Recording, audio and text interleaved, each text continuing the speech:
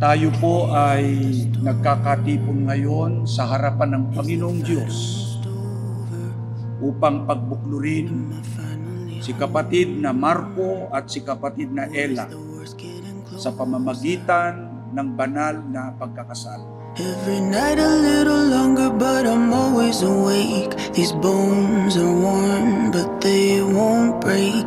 Keep my feet on solid ground, yeah, I'm not gonna change. Tomorrow's there to chase.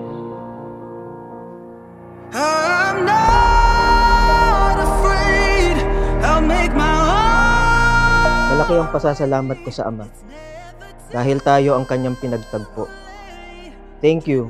Lagi mong pinaparamdam ang pagmamahal mo sa akin. Thank you sa pagiging maalaga mo. Thank you sa pagsuporta mo sa mga pangarap ko. Thank you sa mga pagdamay mo sa tuwing may problema ako.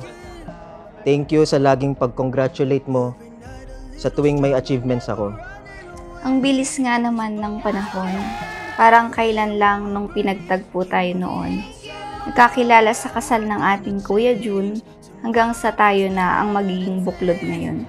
I'm not afraid, I'll make my own way. Yeah, this is my daybreak, a light in the dark haze. It's never too late, I'm making my way. They say love is a journey, not a destination. Sa dami ng pinagdaanan ko sa buhay, my greatest journey is you. And whenever I'm with you. I'm making my way, whatever it takes, I'm not afraid. Sa 2 taon nating magkarelasyon, may mga pagsubok na bumangon.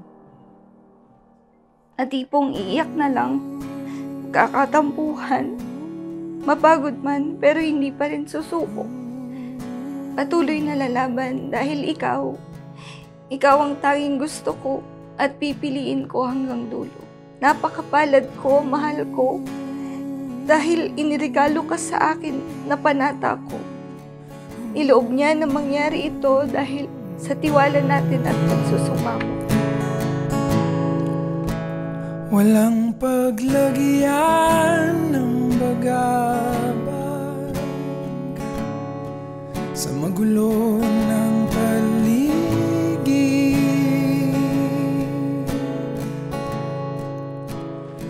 Mahal, ito na yung araw na pinakihintay natin. Naging engaged tayo more than 1 year ago. Yung mga akala natin noon na parang imposible, pero ang galing ng Diyos kasi ginawa niyang posible lahat. At ito na nga, nandito na tayo, pagbubuklo rin na niya tayo. Tila ba walang katapusan?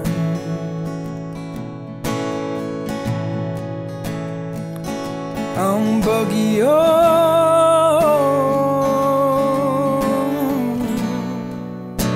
sa aking isipan, mabuti na lang at nandyan. Pinapangako sa Ama at sa iyo na mananatili at nandito lang ako palagi sa tabi mo. Aalagaan ka gaya ng ginagawa mo, makikinig sa mga payo mo. Igagalang at mamahalin kita, higit pa sa pagmamahal na alam mo. Mahal na mahal kita, Marco. Ingay, ikaw lang ang tunay. Oh, ikaw ang kapayapa. Mapalad ang bawat isa na natatakot sa Panginoon, na lumalakad sa kanyang mga daan, sapagkat iyong kakanin ang gawa ng iyong mga kamay, magiging maginhawa ka at ikabubuti mo. Ang asawa mo'y magiging parang mabungang puno ng ubas sa mga pinakaloob ng iyong bahay. Narito na ganito nawa pagpalain ng tao na natatakot sa Panginoon. Minsan hindi na makita ang nilalakaran. Mahal, sorry kung minsan minsan, pag nagkakatampuhan tayo, hindi kita sinusuyo. Minsan, ikaw pang nagsusorry kahit na minsan nagkukulang ako. Salamat sa pagmamahal mo. Laging pagsasakripisyo. Mapuntahan lang ako kahit napakalayo ko.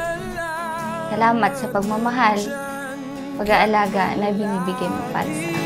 Sa gitna ng galing at ingay, ikaw lang ang Tinuro ng ating Panginoong Jesucristo sa ganitong pagkakasal ay pinapagsasama ng Diyos ang lalaki at ang babae upang maging isang laman lamang sa harap ng may kapal.